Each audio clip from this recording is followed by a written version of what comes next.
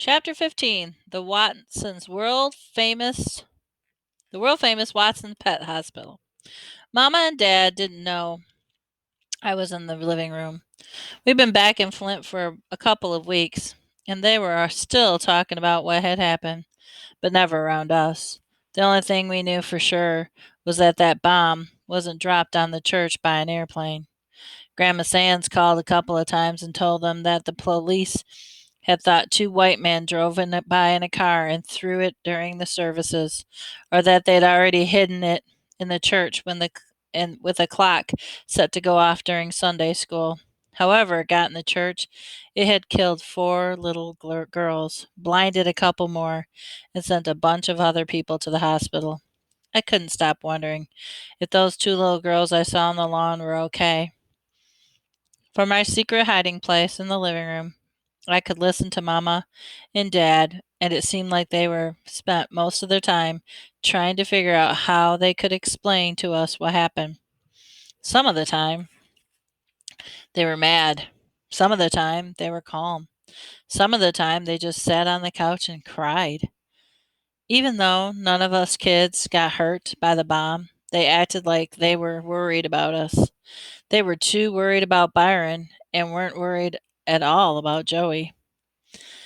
We'd all agreed not to tell her what happened at the church and had left Birmingham that night before she had a chance to find anything out. I was kind of surprised because the way Mama and Dad were talking, I could tell they were most worried about me. They came out of the kitchen and sat on the couch, and I knew they were talking about me again. Mama said, "He's been disappearing, Daniel. Hours go by, and I don't know where he is." "What's he say when you ask him where he's been?" "He tells me he hasn't been anywhere. He says I shouldn't worry. It's so strange. I call him, and he's nowhere to be found. But a few minutes later, he just pops up." "Doesn't Byron know where he goes?" "He says he doesn't." "He is being awfully quiet." "Something's wrong. I wonder if Mr. Roberts' friend was right. I wonder if he really did see Kenny at the church afterward. Lord, who knows what that poor baby saw?" "Willona, he says he only left Grandma Sands to tell us Joey was okay.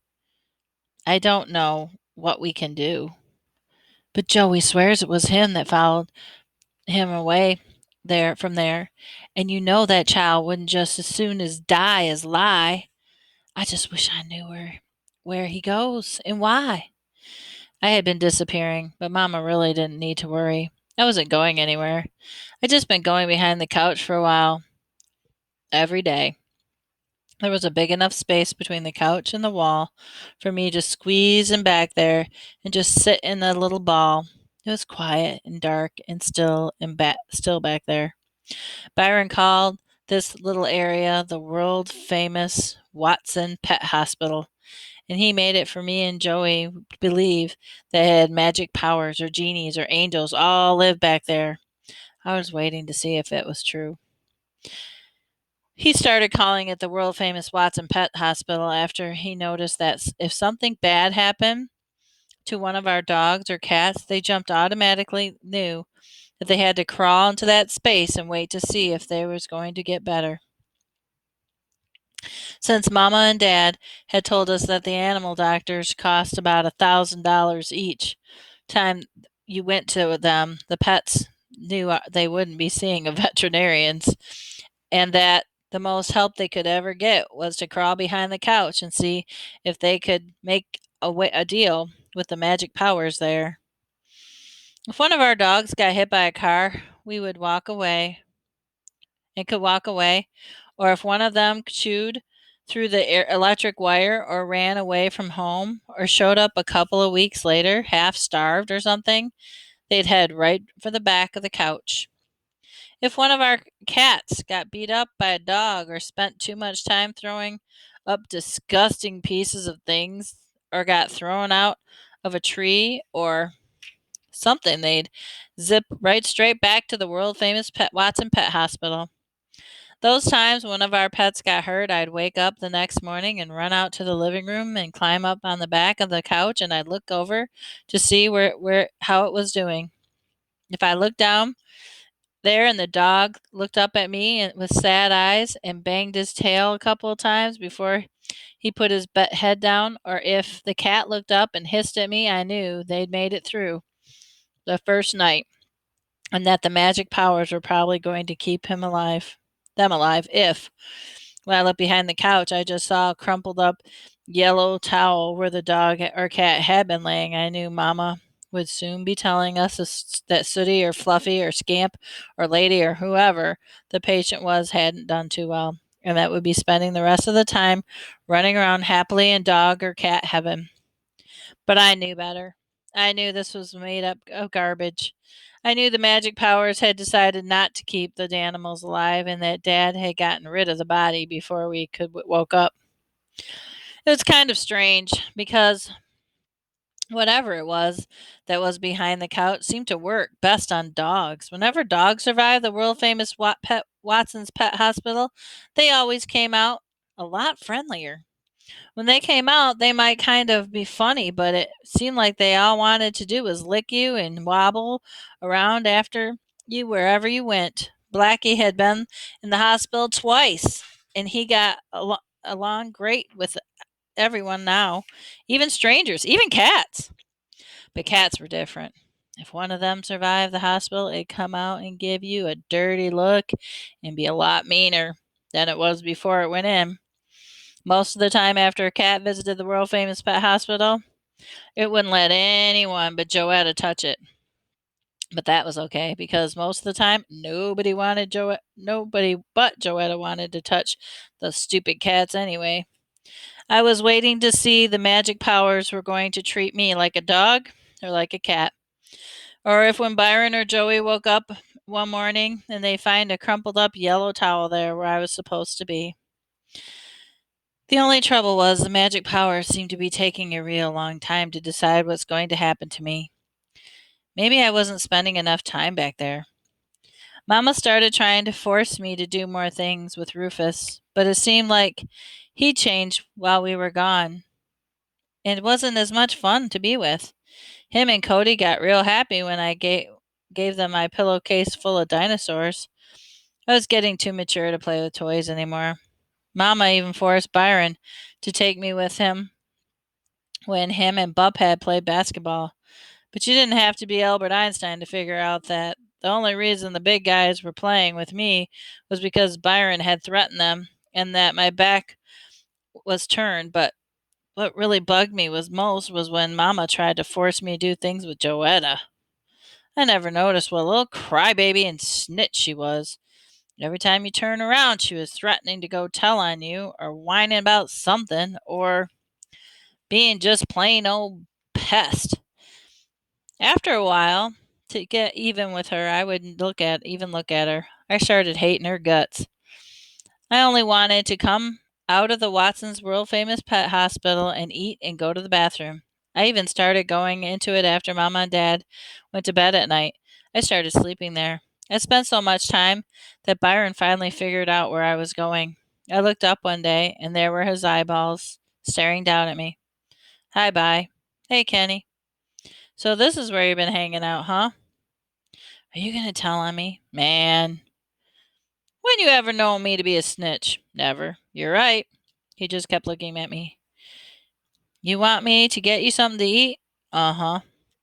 Byron walked over and turned the TV on, then stuck his head back in the couch. You want to watch some TV? Uh uh. Uh huh. His head disappeared and he watched Bat Fink. Then the show was over. His head came back. I'm going to play some ball. You want to come? I'll come in a minute. I looked at like didn't believe me. Cool. Later.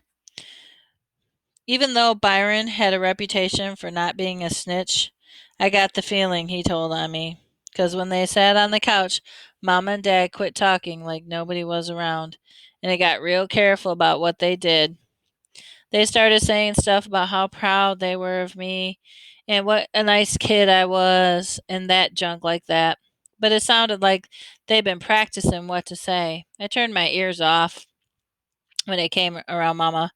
I also quit bugging me to find out where I was going. I knew they'd busted me for sure when Joetta's snitchy little face started peeking through the couch every morning. Byron even started sleeping on the couch at night. Right after Mama and Dad went to bed and I crawled back there, he'd come out with his pillow and blanket. Night, Kenny. Night, Bye. Every morning I'd wake up and Bye would be looking down at me. He'd wake me up by touching the top of my head. Hey, Kenny. Hi, Bye. Y'all ready to eat? Uh-huh. Come on. I crawled out from the couch and let Byron pour my cereal and milk after I finished. I said thanks. Wait, ain't you gonna change out of them PJs? Oh, yeah. I changed and went back to the couch. Bye was sitting there.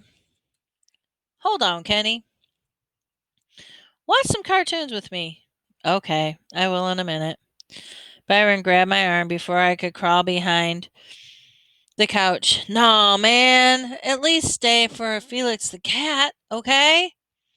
So I sat down with him on the couch. If Felix was over, I thought, Bye would force me to watch more cartoons, but he didn't. He let me go back behind the couch. Check you out later, Kenny. See you, Bye. As much as time as Byron started spending on the couch, I thought I was going to have to make room for a bed for him in the world famous pet hospital. Every time I'd look up, he'd be there, and we'd have to go eat or watch some TV or go to Mitchell's house for something or change clothes or stuff like that. One day, his head popped over the back of the couch and he said, "Come on, I got something to show you." I knew I had to go. If I wouldn't, he'd probably pull me out by my legs. So followed Byron upstairs to the bathroom, and he stood in front of the sink and looked in the mirror. He scrunched his face up so I could see the bottom of his chin, and he took his thumb and his finger and felt around, and he smiled, real slow as he pulled his thumb finger away. Check out, Jack. I looked real close, and there was a long, long, skinny black hair growing out of Byron's chin. He held it like it was worth $1 million. And there's another one coming out, too. Well, this makes me wonder about my mustache. I hadn't looked at it for a long time. I thought it might be pretty long now, so I climbed up on the toilet, leaned over the sink to see. Maybe it was because I hadn't looked in the mirror for so long. But as soon as I saw myself with my lazy eye still being lazy and my face looking all sad, I slammed my eyes shut and started crying. I even fell off the toilet. Byron caught me and set me on the floor. He knew this was some real embarrassing stuff, so he just closed the bathroom door and he sat on the tub and he waited for me to stop. But I couldn't. I felt like someone had pulled a plug on me, and every tear inside me was rushing out. So there was a forest fire somewhere. All Smokey the Bear would have to do was hold me upside down over it, and the fire wouldn't have a chance. Byron sat next to me on the floor and put my head on his lap. I couldn't stop, even though I was soaking him worse than Joey ever drooled on anybody. It was real embarrassing. I'm sorry, Bye. Shut up and cry if you want. That sounded like a real good idea, so I did. I think I cried for about 200 hours. Why would they do that, Byron? I was sounding so real bad. My throat was jumping all around. My neck was making a bunch of weird noises. Why? Why would they hurt little kids like that? He waited a long time before he answered. I don't know, Kenny. Mama and Daddy say they can't help themselves. They do because they're sick. But I don't know. I ain't never heard of no sickness that makes you kill little girls just because you don't want them in your school. I don't think they're sick at all. I think they're just let hate eat them up and turn them into monsters. But it's okay now. They can't hurt you here. It's all right. My Adam's apple felt like it was going to blow a hole through my throat, and I said, I did go to the church, by. I saw what happened. I saw those girls, those two little girls. I thought Joey got killed too. We all did, Kenny. There ain't nothing wrong with being sad or scared about that. I'm sad about it too. I got real scared too. But, man, no one's gonna hurt you here, Kenny. But I tried to think of how to say it. I'm not scared. I'm just real ashamed of myself. And that was it. That was the main thing I'd finally found from being a patient at the world famous Watson Pet Hospital. Kenny, you ain't got nothing to be ashamed of. But you don't know what happened, Byron. You don't know what I did. Man, everybody cried. Mama was crying. Dad was scared. He cried too. That was some real scary stuff. That was some real sad stuff. Still didn't understand. Byron, I left Joey. I thought the whirlpool had her, and instead of frightening him like you did, I left. I ran from him.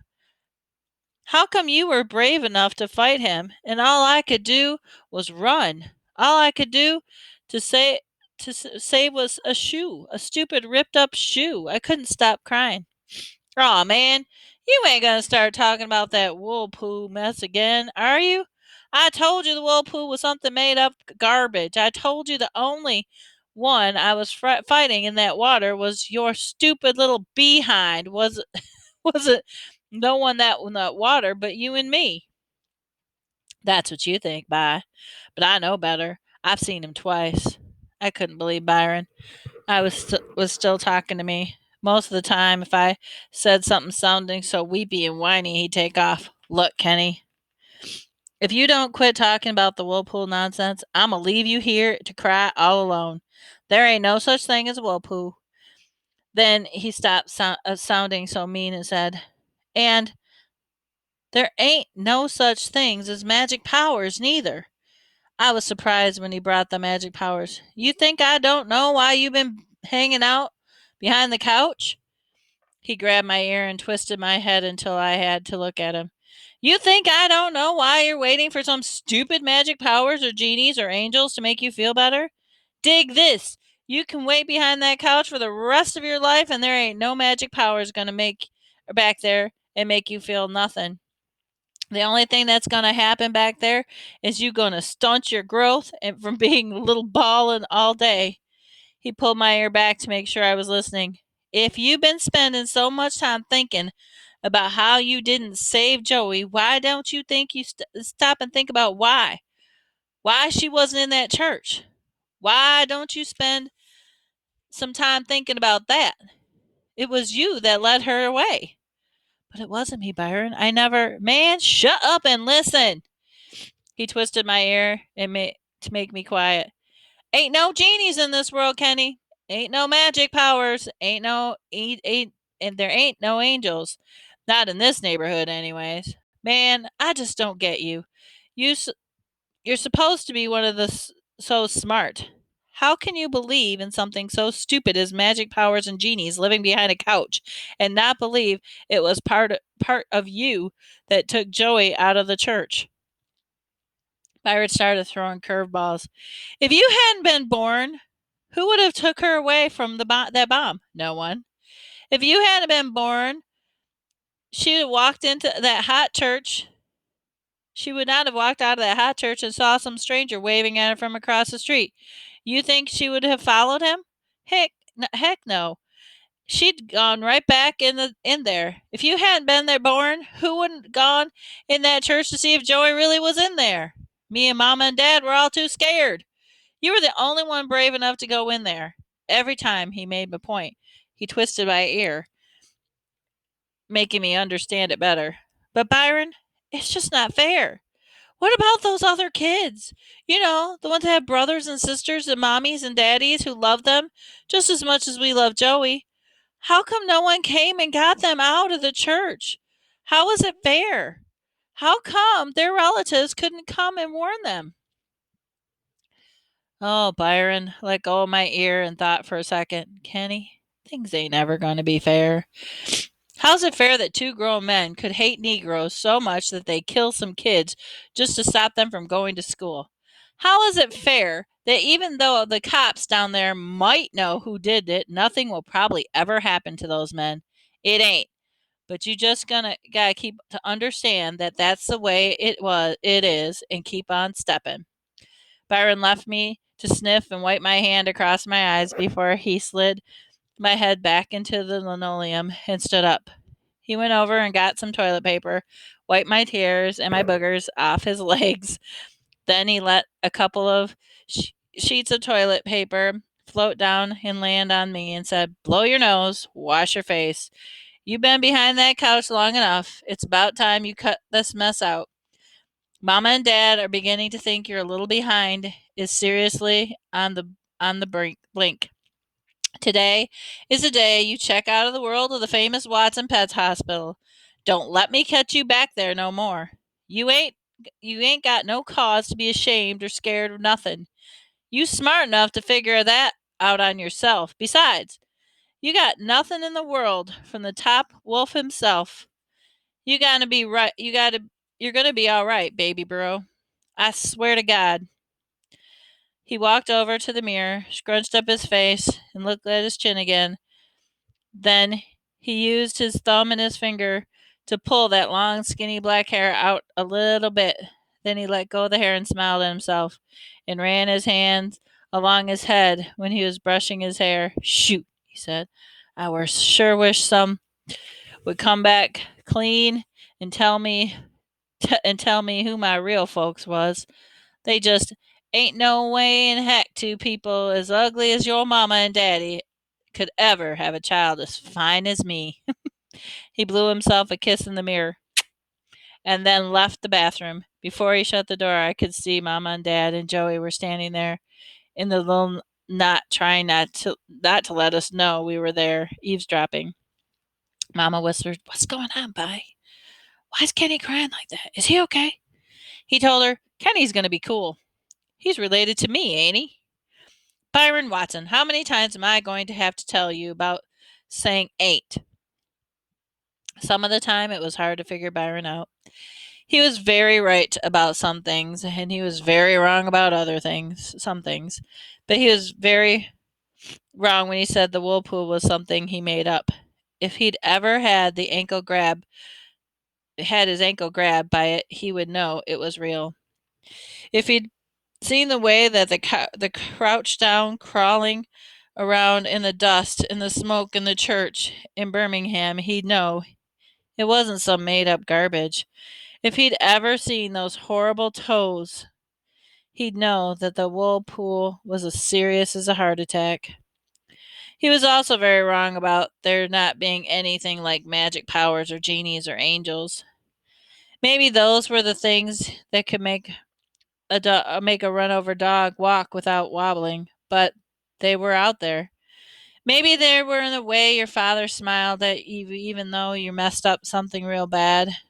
Maybe they were the way that you understood your mother wasn't trying to make you the laughing sock of the whole school when she'd call you over in front of the bunch of your friends and you spit on her finger to wipe the sleep out of your eyes. Maybe it was the magic powers who let you know who let you know she was just being your mama. Maybe they were the reason that you really didn't care why the kids would say yuck. You let your mama slob on you, and why you had to say, "Shut up, that's my mama. We got the same germs." Maybe there were genies in the way that your sister would draw a stupid tea party for you, and you had fun even though it was kind of embarrassing to sit there at a little table and sip water out of plastic teacups. Maybe there were magic powers hiding behind the way your older brother made all the worst things in the neighborhood play basketball with you, even though you double dribbled every time they threw the ball. And I'm sure there was an angel in Birmingham when Grandma Sands wrapped her little arms around the weird Watsons and said, "My family, my beautiful family, my beautiful family." I climbed out of the toilet. I climbed up on the toilet. I leaned over the sink to take a look. I smiled. Byron was very right about some things, too. He was very right when he said I was too smart to believe in magic powers lived behind the couch. He also knew what he was talking about when he said that I was going to be all right. Joetta banged on the bathroom door. Kenny, Byron said you're feeling much better now. If that's right, come on out. I got to go to the bathroom real bad, she said, real like a million times. There were millions of letters. Say, some of the time I wondered if it really was something wrong with me.